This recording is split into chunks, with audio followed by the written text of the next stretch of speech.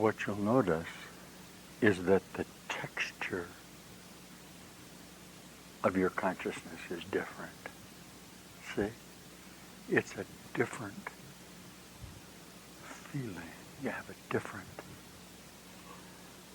association with your thoughts. In the Course, Jesus describes this. The way you can tell is it's all new to you. It's a different kind of you. Not in your form associations, but rather simply in the way your mind now activates. It becomes, oh, hi teacher. Dear, nice to see you. You see?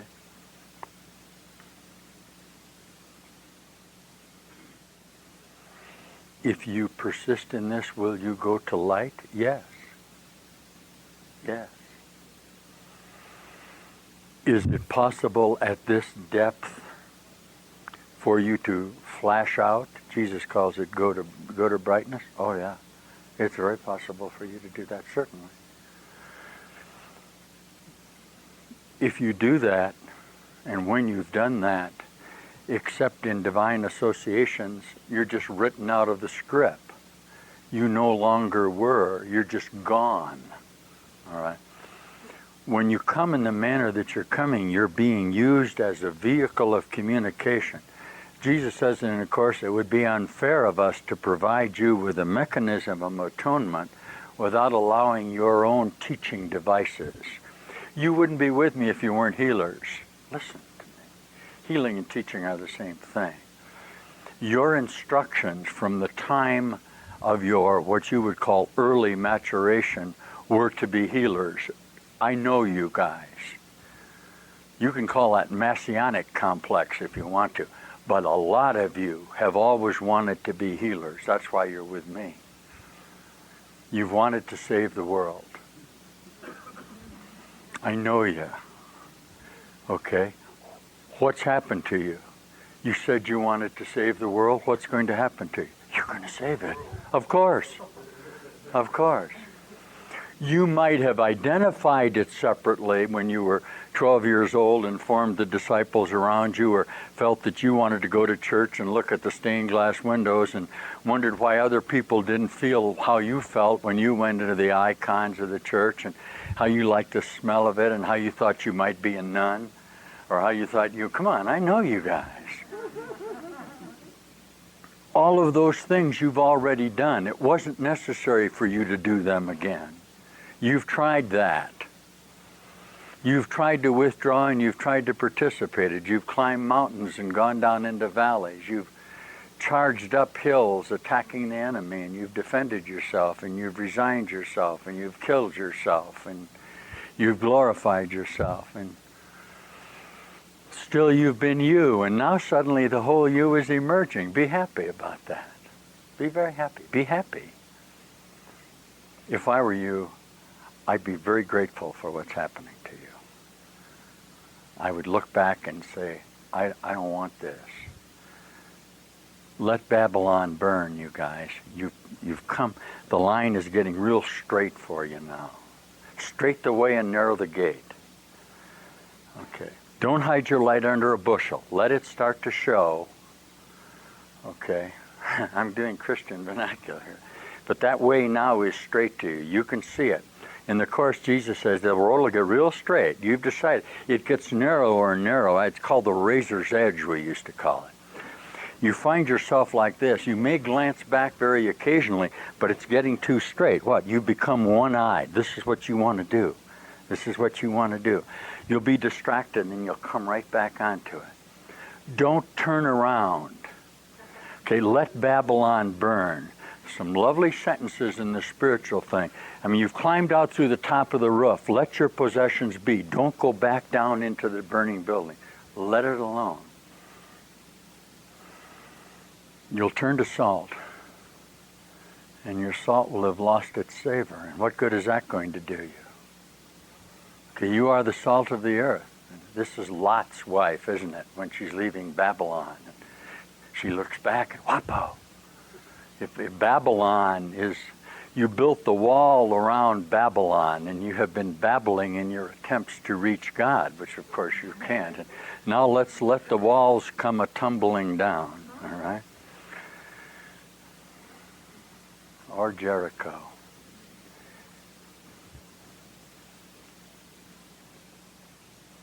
Joshua fit the battle of Jericho. Jericho, Jericho. Joshua fit the battle of Jericho, and the walls came tumbling down. Guys are Christians. Whoever thought Christians would get this? I don't mean the Jesus Christ, but I mean the kind of. Well, how else could they get it except with Christianity if you stop to think about it? If we're teaching transformation of mind, which is all we ever really taught. Getting the Course in here was really something, wasn't it? You talk about a miracle. That Course is coming intact into a conveyance, a receptacle that could could scribe it without judgment, okay, as it was. That's an incredible accomplishment. You'll notice that, and of course that's what we needed, we needed a scribe. We needed somebody that was going to enter into perceptual interpretation. As soon as Helen enters into interpretations, it falls off.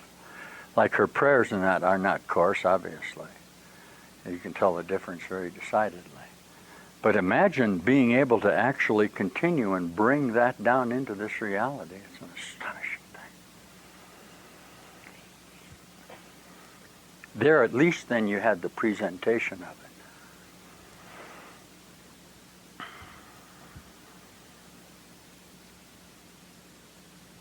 So you use that.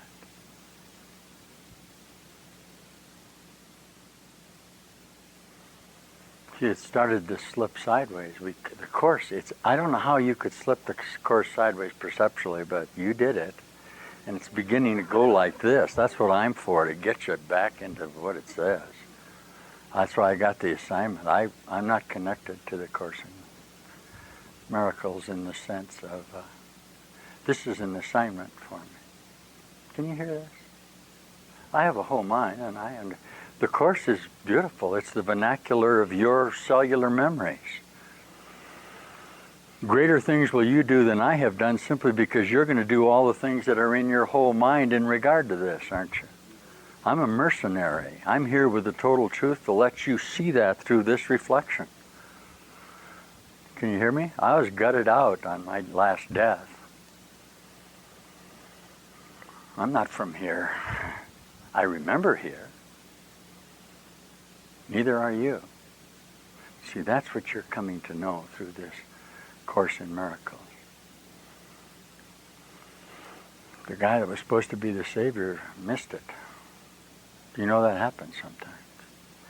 You never know up to the end whether the guy's going to make it or not. Your designated one fell off the truth wagon. Did you know that? You had a variety coming up. So you guys are maturating very rapidly now. And you had a consciousness that had evolved to a point, but when you can't get a total light insinuation, this is the other measure. They just grabbed me and threw me into it. But I know perfectly. If it hadn't been me, you wouldn't be here now. See, I'm an understudy. Did you know that? But it's a good thing for you that's true, because now we're in. We're okay. We're going to be all right. The steps that have been taken today are extraordinary. That little click that you heard about 10 o'clock this morning was a whole shift in consciousness. Everything that is in this room now is different, completely different than it was. It's just, you can sense it if you want to, but you can sense that it's different. It's later in time. Let's see if you can hear that. Even though it's later in time, it would appear to be in the same association, wouldn't it? Okay, why? The same things are happening, but they're at a higher integrated frequency of consciousness response. Okay, and you're actually sharing it up in here rather than down in here. Now that sorting out process will continue. Those of you who are going to slip a little bit back into time will come back down in, and then that may evolve, and tomorrow you'll undergo a dramatic experience and you'll be back up into it. The reason it appears chaotic is that when you're this early in what you call the history of time, coming from what? Total chaos, coming from a black hole, coming from compacted thought, back to reality, there's no real stability. There's no way we can hold on to light consciousness and balance it. It's too chaotic. So all of you individually are coming from different places in the space-time fabric to enter into this fabric. Some of you are ahead in one regard, like you're very much in one. Some of you are a little behind in one regard. In what? What Jesus calls the great rays.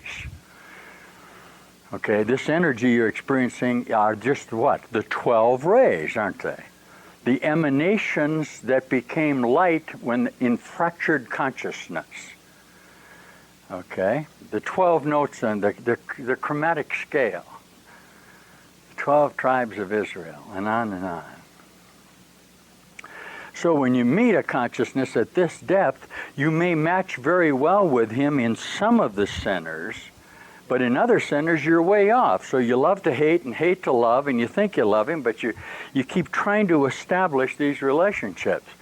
Now, if you'll use this energy, this bright energy, this is later on for all of you in time.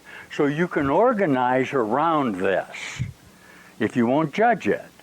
And don't judge the brother that you're with, then you'll come into this new light. That's what's happening to you.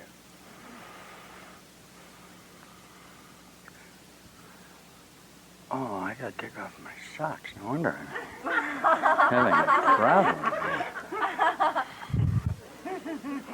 Oh. We have a great Christian tradition of barefootedness. Did you know that? We do feet, okay? We have a Jesus tradition of doing feet that's real strong in us, too. Not necessarily body manipulation, but we do feet.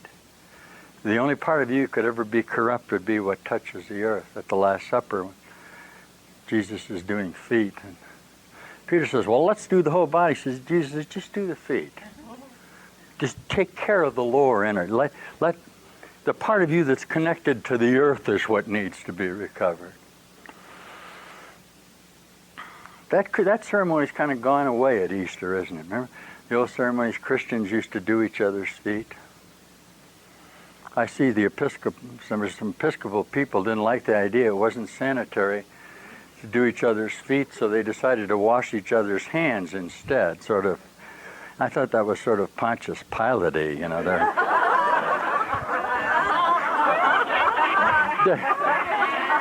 There was a story about it in the paper, well, it's not hygienic to do the feet.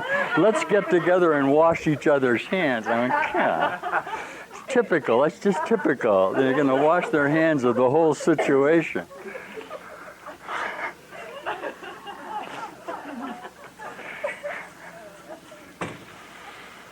Yes. So here you are in this new light arrangement. You're looking very lovely. What do you do now?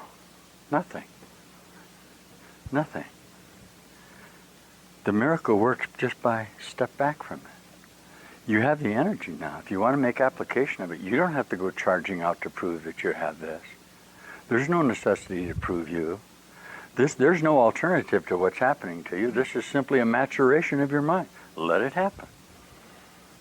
Will you be confronted by these other consciousnesses on there? Sure, just keep backing away from them. Hello. Hello. Will that be a little chaotic? Perhaps, but what do you care? What do you care? You've got a little piece of something here, and you're not going to let that go. Jesus, in the Course, there's a lot of the Course where he says, once you see this, you won't persist in being human. You may not be able to express it. You may find counsel in your own closet. I would admonish you to ponder this in your heart. You go and get alone, and you'll begin to feel this energy, and you'll start to breathe, and the next thing you know, you'll begin to have spontaneous reactions to this new flow of you. You don't have to get into a big group to demonstrate that. In fact, the less that you attempt to demonstrate in mutual association, the more rapidly this maturation will occur, because this is an individual process.